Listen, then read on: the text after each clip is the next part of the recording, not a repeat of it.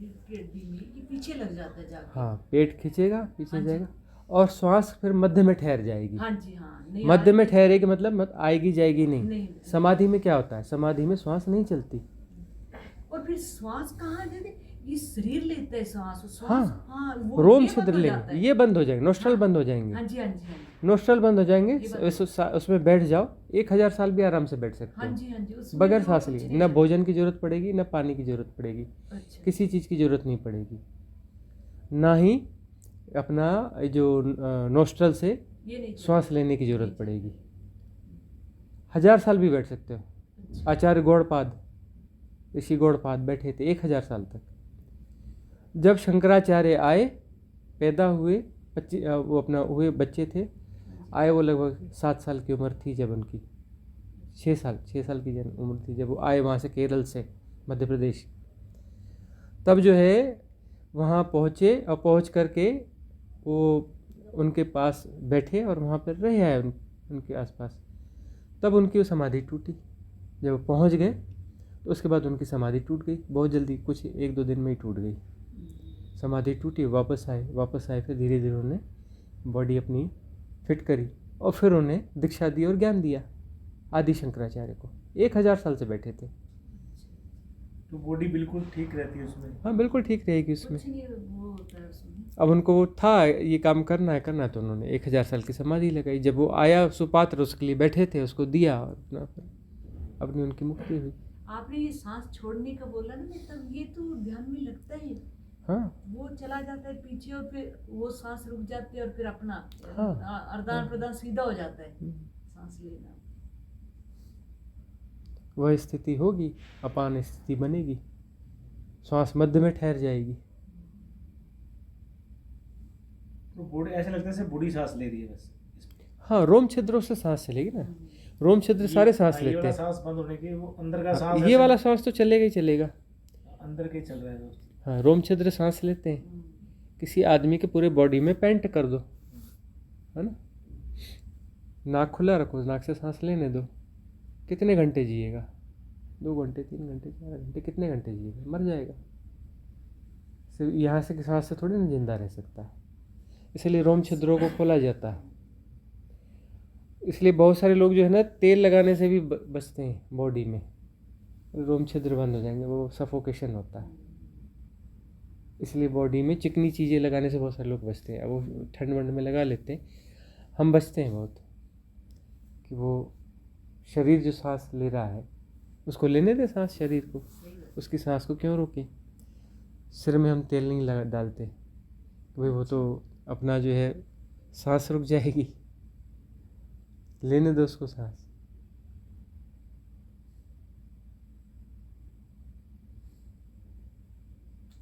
रुआ रुआ सांस लेता है, रुआ रुआ जीवंत है।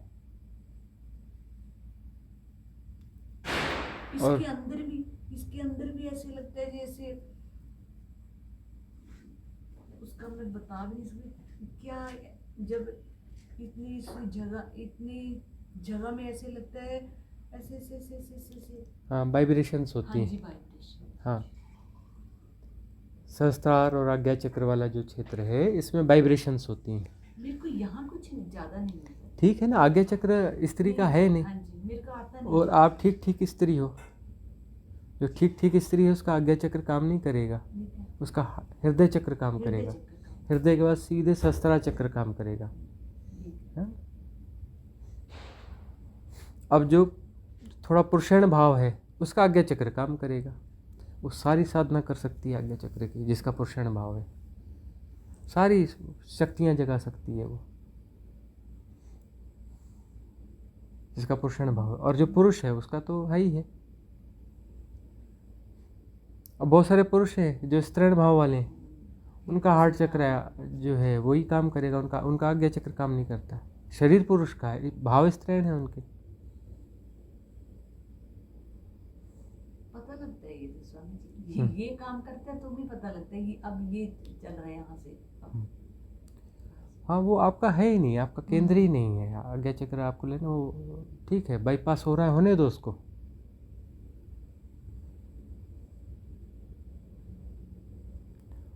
और अंदर जो वाइब्रेशंस होंगी वो वाइब्रेशंस जो है ठीक है, वह साधना में अपने आप हो रही है। हाँ, वो एक इंटरनल प्रोसेस चल रही है, उसको चलने दो, वो इंटरनल प्रोसेस चल रही है। और जहाँ जितनी प्रज्ञा जागनी है वो प्रज्ञा जागती चली जाएगी।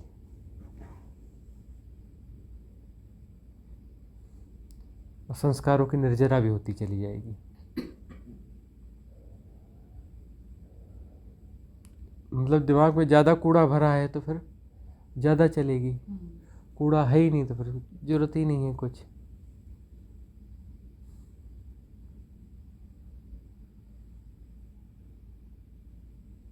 कूड़ा तो बहुत भरा है ना। अब कोई कॉलेज पढ़ के आया, मतलब उसके दिमाग में ज़्यादा कूड़ा होगा ना। खूब किताबें पढ़ ली, खूब ज्ञान अर्जित कर लिया, मतलब ज़्यादा कूड़ा अर्जित कर लिया, कूड़ा ही तो है। खूब ग्रंथ पढ़ लिए, या तो खूब कूड़ा इकट्ठा कर लिया, ज़्यादा ग्रंथ पढ़ लिए मतलब ज़्यादा कूड़ा इकट्ठा कर लिया। तर्कों पे चलते हैं, मतलब ये हाँ? वो मानते नहीं भी बात, जैसे हम तर्कबाजी में चला जाता है। हाँ, बस वह जो है जस्टिफाइड करेंगे, अपने आप को बचा लेंगे, अपने सेपरेशन को बचाना हाँ है। जी, हाँ जी। तर्क का मतलब है अपने सेपरेशन को बचाना है, सेपरेशन को जीना है ना। वो डरा हुआ व्यक्तित्व है। डरा हुआ व्यक्तित्व अपने सेपरेशन को बचाएगा, उसके लिए सारी चीज़ें यूज़ करेगा, तर्क भी यूज़ करेगा, है ना, हर चीज़ का यूज़ करेगा अपने सेपरेशन को बचाने के लिए। और साधना सेपरेशन को डिसॉल्व करने की है।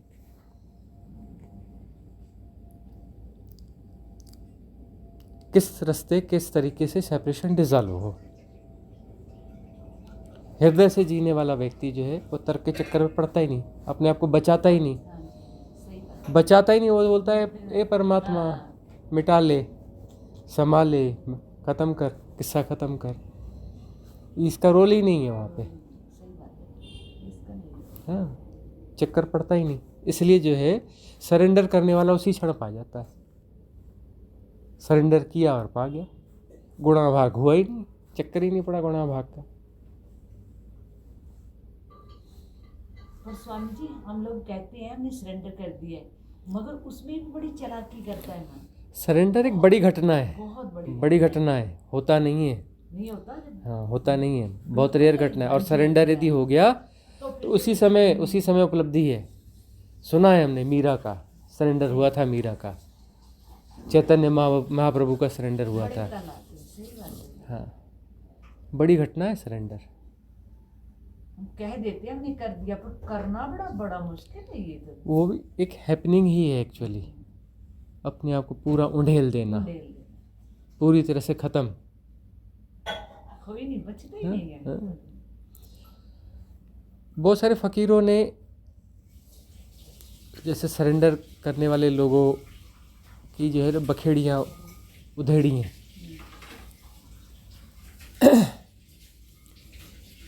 एक ऐसा ही कोई फ़कीर हुआ, उसके कुछ शिष्य बड़ी बातें करते थे, हमें सरेंडर कर दिया, सरेंडर कर दिया, सरेंडर कर दिया। उसने कहा चलो चेक करते हैं, ले गया सबको। वेश्यालय था, बोले चलो अंदर चलना है। बोला नहीं नहीं नहीं, हम नहीं जाते यार, मैं तो जा रहा हूँ मज़े करने। गया वेश्यालय, वहाँ जाके बैठ आया, थोड़ी देर गपशप मार आया। आधे से ज़्यादा भाग गए थे वो सरेंडर वाले, भाग गए थे। बोले कितने बचे, तुम क्यों नहीं भागे, भागो तुम भी। उल्टे पुल्टे फिर काम करने लगते हैं, उल्टे पुल्टे काम करके चेक करते हैं कि हाँ, तब जो बच गया, हाँ हाँ बेटा तेरा सरेंडर है। बहुत परीक्षाएं होती हैं, हाँ, हर पल परीक्षाएं। भगवान बुद्ध अपना जो है बहुत कम अन्न खा रहे थे, नाम मात्र का अन्न खा रहे थे, वो सब कर रहे थे। उनके साथ में 5 साधक रहते थे। अभी वो पूरे ज्ञान को उपलब्ध नहीं हुए थे, लेकिन 5 लोग फिर भी उनके साथ, नहीं हमें रहना ही साथ में, चलो रह आओ। उन्होंने सुजाता के हाथ की खीर खा ली, रात में दबा के खाई, जितनी थी पूरी खा गई, है ना। पूर्णिमा की रात थी, हाँ जी, खाई थी। वैशाख पूर्णिमा। तो जब वो निरंजना नदी में नहाने के लिए उतरे दिन में, छोटी सी नदी, एक नाला जैसा छोटी सी नदी, उसमें उतरे और इतने दुबले पतले कृश काय कमज़ोर हो चुके थे। वो नाम मात्र कैसे थोड़ा सा कुछ खाते थे, कटोरी भी नहीं खाते रहे होंगे, शरीर क्रश हो गया था। उस नदी में वो अपना बहने लग गए, छोटी सी धारा में, ये घुटने घुटने पानी में थोड़े से उसमें तो उसी में बहने लग गए थे। वो तो एक वट वृक्ष की जड़ आई थी, कैसे पकड़ में आ गई, पकड़ में आ गई, बड़ी बड़ी हिम्मत करके फिर धीरे धीरे धीरे धीरे धीरे करके बाहर निकले। छोटी सी नदी में नहा नहीं पा रहे थे। बोले क्या चल रहा है। उसी समय जो है हुआ ये कि वो जड़ पकड़े खड़े थे। गांव की महिलाएं गाती गाती जाती थी जंगल में, अभी भी गांव में होता है। गांव में जब जा रही हैं महिलाएं तो कोई भी एक गाना गाती हुई जाती हैं, अपना लोकल संगीत। तो संयोग से वो संगीत ऐसा था जहाँ से क्रांति हुई बुद्ध के जीवन में। वो संगीत का अर्थ यह था, ये हे रे योगी, तू अपनी वीणा के तार को ज़्यादा मत कस, टूट जाएंगी तारें, संगीत पैदा नहीं होगा। ए रे योगी, तू जरूरत से ज़्यादा ढीला भी मत रख, उससे भी संगीत नहीं पैदा होगा, विसंगीत पैदा होगा। ठीक ठीक कस ले, बीच में आ, मध्य में आ, बैलेंस कर ले, मध्य में आ, तो वीणा से संगीत पैदा होगा और वह संगीत तुझे तारेगा। गांव वाली महिलाओं का वो संगीत था, वो भी पुरातन से चला आ रहा होगा, तो गाती रही होंगी, तो उन्होंने भी गा दिया। रचा किसी योगी नहीं होगा, उनकी लोकल भाषा में किसी संत ने ही रचा होगा, लेकिन वो ऐसे ही भजन फिर चलने लगते हैं। बुद्ध को बात समझ में आ गई, उनके कानों में आ गया ना वो। हाँ। और फिर जो है किसी प्रकार निकल के आए, आकर के जो है उस बोधि वृक्ष के नीचे बैठे, जो भी बोध गया में है ना। और उस रात जो है पूर्णिमा थी, तो पूर्णिमा में जो है वहाँ के बिहार के दस्तूरों के हिसाब से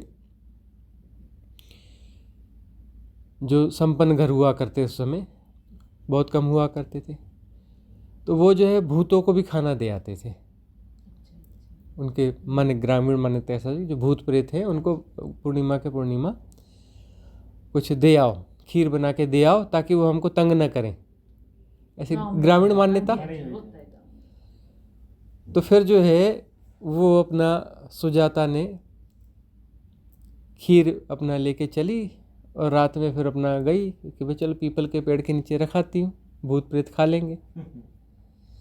तो देखा तो वहाँ ये बैठे हुए हैं, हड्डी हड्डी, पूरी हड्डियाँ बाहर। हाँ हाँ, तो यही तो भूत प्रेत हैं, दे आई खीर। और वह जो है वह खीर उन्होंने दबा के खाई, ढेर सारी थी, पूरी खा गए। और उस रात उन्हें आत्मज्ञान उपलब्ध हुआ। अगले दिन जो है वो जो 5 लोग थे वो छोड़ के भाग गए। वो 5 लोग छोड़ के भाग गए। क्यों भाग गए? बोले गौतम भ्रष्ट हो गया, सिद्धार्थ हाँ भ्रष्ट हो गया। हमारा ये तय था कि इतना ही आहार लेंगे, 1 कटोरी आहार ही खाना है। 1 कटोरी नहीं है तो वो अपना जो है वो ढेर इतना बड़ा बर्तन भर के खीर आई, पूरा दबा गया, मंदा भ्रष्ट हो गया। मतलब भ्रष्टता की परिभाषा सुन लो कि वो इतना ज़्यादा खा गया, मतलब भ्रष्ट हो गया, नियम तोड़ दिया। नियम तोड़ दिया। मतलब यह कि सरेंडर था ही नहीं, सरेंडर जो है नहीं था। तो सरेंडर जो है मुश्किल घटना है। उन्हीं 5 लोगों को भगवान बुद्ध ने आत्मज्ञान के बाद उरुवेला कहते थे उस समय, बोध गया को उस समय कहते थे उरुवेला, उस गांव का नाम। तो उरुवेला से फिर वो चले, चलते चलते चलते फिर वो जो है मिले उनको सारनाथ में। और चूंकि कोई पुराना वचन था, उस वचन के आधार पे पहला जो ज्ञान जो प्रवचन दिया सारनाथ में वो उन 5 को ही दिया। जो कि सरेंडर नहीं किया था, उन्होंने छोड़ के भागे कि भ्रष्ट हो गया, इतनी सारी खीर खा गया ये तो, हमारा नियम तो 1 कटोरी अनाज खाने का था। और तब से वो उस भजन के आधार पर ही उन्होंने फिर मध्य मार्ग की चर्चा करी ना। अच्छा। तो महिलाओं ने जो ग्रामीण महिलाओं ने जो भजन गाया था उसमें मध्य मार्ग की जो बात करी, तो मध्य मार्ग की शिक्षा देते रहे।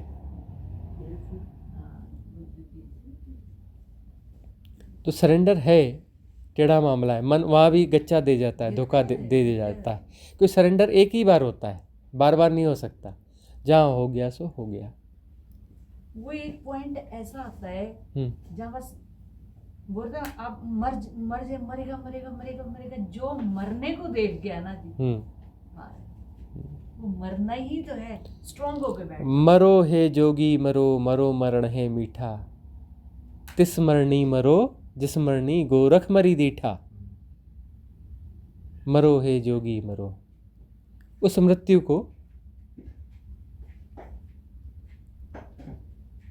को अनुभव करना है, जो असली मृत्यु होती है अंतर की, जो हमारे सेपरेशन की मृत्यु है, हमारा सेपरेशन जहाँ डिजॉल्व होगा। इसको मन की मृत्यु बोलते हैं। हाँ, मन को नहीं मारना है, तो मन की मृत्यु होगी, अपने आप मरता है। हाँ, मन मतलब यह है कि जो हमारी इल्यूजनरी बीइंग है, एक्चुअली मन एक प्रैक्टिस है हमारी इल्यूजनरी बीइंग को बचाने की। मन मरता है ऐसा नहीं, वह इल्यूजनरी बीइंग जो है, जो हाँ मन जिसको प्रोटेक्ट कर रहा है वह खत्म होती है। मन तो कुछ है ही नहीं, मरेगा क्या और जिएगा क्या, है ना। लेकिन मन एक प्रोसेस है। हम उसको कह देते हैं भाई ये मर गया, मन जैसे शरीर मर गया, ऐसे हम क्या कहते हैं, मन भी ना अब कुछ भी नहीं। एक्चुअली क्या है कि वो मन को मार दो के बाद से क्या हुआ है कि बात उल्टी पड़ गई है। लोग जो है मन को मारने में लग गए, है ना, जो है नहीं वो मतलब जो है ना, कमरे में अंधेरा है तो डंडा और तलवार लेके चले गए, इस कमरे को हम मार काट के रहेंगे, कुछ नहीं कर सकते। पर स्वामी जी यहाँ के तो मन की समझ आ जाती है फिर, है ना? देखो मन बुरा है नहीं, हाँ जी, हाँ जी, मन तो मन ही पहुंचाएगा, मन नहीं पहुंच जाएगा बिना हाँ, यही हमारा व्हीकल बनेगा। इससे प्रेम करो, दोस्ती करो, इसको राइड करो, इसको राइड करके, घोड़ा बिगड़ैल है, इससे दोस्ती कर लो, इसको राइड करो और उसको मोड़ लो। इसको मोड़ करके यही घोड़ा जो है इधर भी पहुंचाएगा, जो भटका रहा था वो पहुंचा देगा। वो पहुंचा देगा। मन दुश्मन नहीं प्यारा हो है, जाता है फिर। मन दुश्मन नहीं है। नहीं है दुश्मन। मन से जो लड़ना सिखाया गया मूर्खतापूर्ण काम है, मन का दमन नहीं करना है ना। मन को समझना है मन को और समझ मन के को फिर जो है राइट करना है, राइट डायरेक्शन में उसको डाइवर्ट करके फिर राइट करना है, तो ये मन ही पहुंचाएगा। मन का धन्यवाद दो। बोलते नहीं जी मैंने तो मन को तो डांट देती हूँ मैं, जैसे बोल रही थी मैं तो मन को डांट देती हूँ। अरे मन को डांटता कौन है? मन ही डांटता है ना। किस मन को डांट रहा है? खुद के 2 टुकड़े कर लिए, एक टुकड़ा दूसरे टुकड़े को डांट रहा है, एक हाथ दूसरे हाथ से लड़ रहा है, दोनों हारेंगे, कौन जीतेगा? हमारे ग्रंथ साहब में ना ये मन की एक पूरी अष्टपदी है सुखमनी साहब में, वो पूरी गुरु साहब ने मन के ऊपर ही गया, उसी को पकड़ के मन। तो फिर ये गुरु जी जो बोल के गए हैं कि मन एक, उन्होंने पूरी अष्टपदी का ही लिखा है। जपजी साहब में भी मन का आता है, मन को दोस्त बना लो। फिर दोस्त बना लो, मतलब समझ आने लगता है फिर आपको पूरा ये ना, ये पूरा ब्रह्मांड को ही खोल देता है ये, इसके बाहर कुछ नहीं है। क्योंकि मन जो है ना एक क्षमता है। हाँ जी, हाँ जी। मन एक क्षमता है, मन कोई बुरी चीज़ थोड़ी ना है। अब मैं बोलूँ जी ये जो नोट है 500 का, ये बड़ी बुरी चीज़ है। ये 500 के नोट के बारे में नहीं बताएगा, ये मेरे बारे में बता रहा है। जो बोल रहा है कि 500 का नोट बुरी चीज़ है या धन बुरी चीज़ है, वो उस आदमी के बारे में बता रहा है कि उस आदमी वो मिसयूज़ करता है, उस रुपए की वो शराब पीता है, गांजा पीता है या गड़बड़ करता है ना, उसके लिए बुरा है। अब एक आदमी के पास धन है, उससे दूध खरीदता है, उससे वो गरीबों को कुछ खिला पिला देता है, कुछ उससे वो सेवा करता है, उसके लिए धन अच्छी चीज़ है। धन बुरी अच्छी चीज़ कैसे हो सकती है? तो एक क्षमता है ना, मन भी एक क्षमता है। तो क्षमता है, तो क्षमता कोई बुरी और अच्छी चीज़ नहीं है। क्षमता का सदुपयोग होगा या दुरुपयोग होगा। उसका अच्छा प्रयोग करोगे तो अच्छा नतीजा आएगा, बुरा प्रयोग करोगे तो बुरा नतीजा आएगा। तो उससे दोस्ती करो, उसकी चीज़ को उसकी क्षमता को समझो और उसका सदुपयोग कर लो। वही परमात्मा तक ले जाएगा, वही ले जाता है। वही ले जाएगा।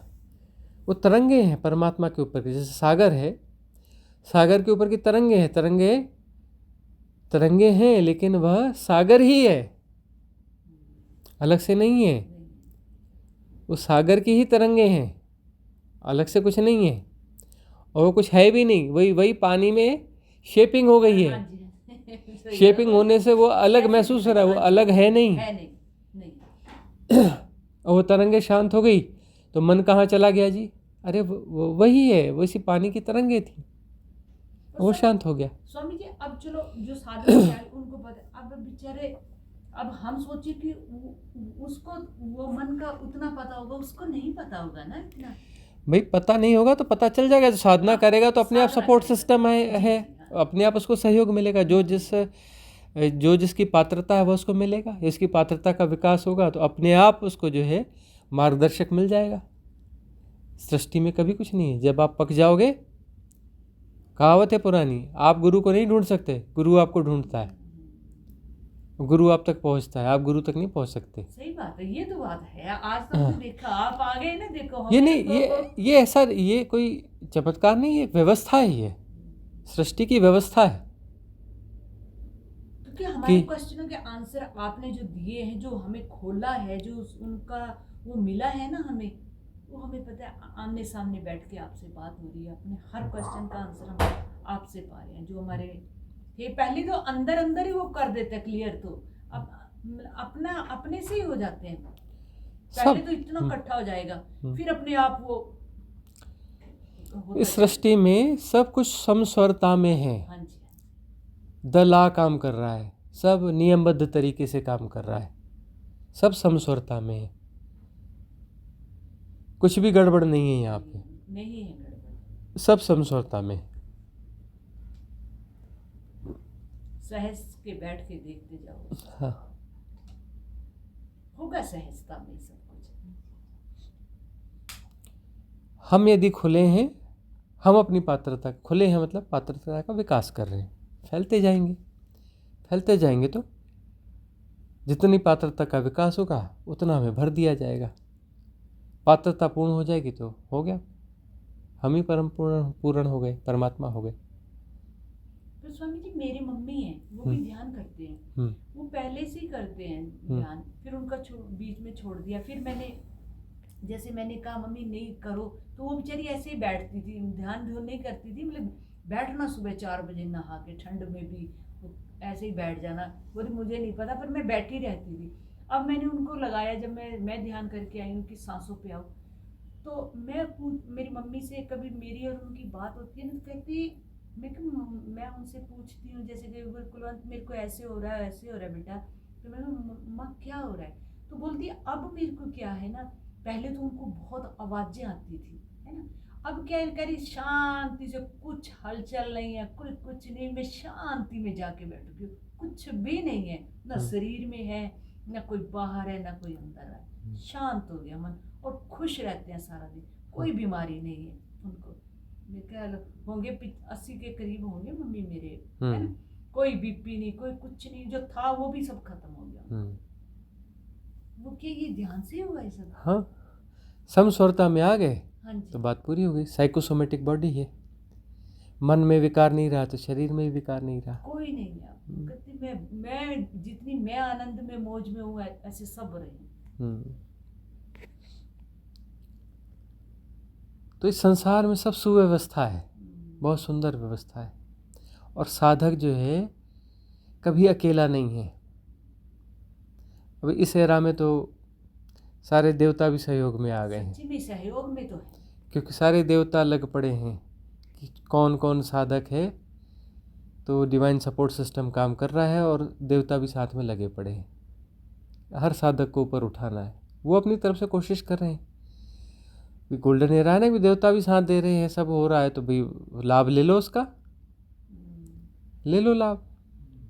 स्वामी जी मेरा बेटा है जो मैं बताया था, जो मेरे को लगा मैं उसमें खिंची चले, उसको क्या होता है, हर साल यहाँ पे क्या हो जाता है, उसका बाल तट हो जाता है बिल्कुल, फुंसी हो जाती है एंड में ना, बैकबोन के बिल्कुल नीचे फोड़ा टाइप हो जाता है, हर साल ही होता है उसको। और स्वामी जी देख लो, कुछ दवाई नहीं लेता, कोई कुछ नहीं लेता, और उस पेन को सहन करता है वो। एक्चुअली वहाँ उसका कोई ब्लॉकेज है, हाँ वही मैं कह रही वो हूँ, ब्लॉकेज उसका वो खोल दे, खुद ही उसको साधना में खोलना पड़ेगा। है ना, मैं हाँ। यही मैं इसीलिए मैं हाँ, आपसे कल पूछा। जो हम विधि कराएंगे हम्म, उसमें उस ब्लॉकेज को खोलने के बारे में ही करेंगे कि कैसे वो शक्ति को जो ऊपर ले जाया जाए, ब्लॉकेज निकाला जाए। तो वो निकल जाएगा तो फिर सुषुम्ना नाड़ी खुल जाएगी। वो सुषुम्ना नाड़ी का ब्लॉकेज हाँ है। जी हाँ जी, मैं इसीलिए मैंने आपको बताया कि हाँ। मुझे पता है, लग रहा है कि उसको ये प्रॉब्लम है, मैंने उनको भी बोला। पर स्वामी जी उसको वो कहे अभी ना इतना परेशान हो जाता है ना, जॉब नहीं, मम्मी क्या है सुबह से शाम, बोल रहा मैं ना, मैंने कहा मैं ऐसे ऐसे जा रही हूँ स्वामी जी से, क्या क्वेश्चन है, बोल रहा मैंने मेरे एक क्वेश्चन करना, जब मैं इस ब्रह्मांड के बारे में पढ़ता हूँ या देखता हूँ ना, तो मुझे टाइम वक्त का नहीं पता लगता, और जैसे ही मैं बस ये जॉब में इसके काम आता हूँ तो मुझे बहुत बोरिंग लगता है, बहुत ज्यादा। ये तो अब साधक के लक्षण है। साधक जो है व्यर्थ चीज़ों को ढोना नहीं चाहता, पर ये कम- साधक का लक्षण है। अब धीरे धीरे बैलेंस होगा और उसका आगे जैसा होना होगा, है ना। गुणा भाग क्या लगाना है, जो होना है होगा। हाँ मैं इसीलिए पूछा ना आपसे, मैंने कहा हो सकता है कि वो जब तक खींच रहा है किसी दिन बोलेगा कि मैंने नहीं करना, नहीं करेगा।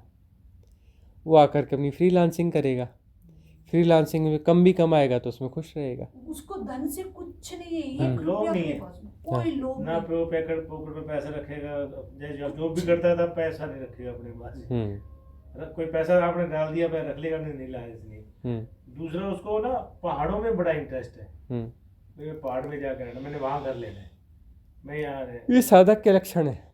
प्राकृतिक से कहते हैं मुझे पेड़ पौधे हो, पहाड़ हो, वहां जाऊं, इधर जाऊं, पहाड़ी में, उसका थोड़ा स्टेप का उसका है ये विचार टाइप का। ये साधक के लक्षण है। इंटेलिजेंस ही बहुत है उसके अंदर, सहजता, इंटेलिजेंस ही, और वो गहन स्टडी करता है, जैसे ये सारी ब्रह्मांड की ये मुझे भी इस लाइन में जो लाया है वही लाया है। क्या मम्मी बातें करते रहते लोगों से, अपने आप को जानो, अपने आप को देखो, मुझे ये लाया ही है, फिर मुझसे फिर ये सब चले आए फिर। ठीक है, अब साधक है और उसकी साधना बढ़ेगी आगे, उसको प्रेशराइज नहीं करना। यदि जॉब छोड़ेगा तो एक बार भी आनाकानी नहीं करना, जॉब छोड़ना है तो देख ले, तेरी मर्जी बेटा, ऐसा करना। वो बाहर है अभी आने वाला, नहीं तो मैं लेक कनाडा है, वो 2 तारीख को आ रहा है, तो नहीं तो मैं आपसे मिलवाती जरूर इसको। चलो फ़ोन पे बात कर लेंगे कभी। हाँ जी।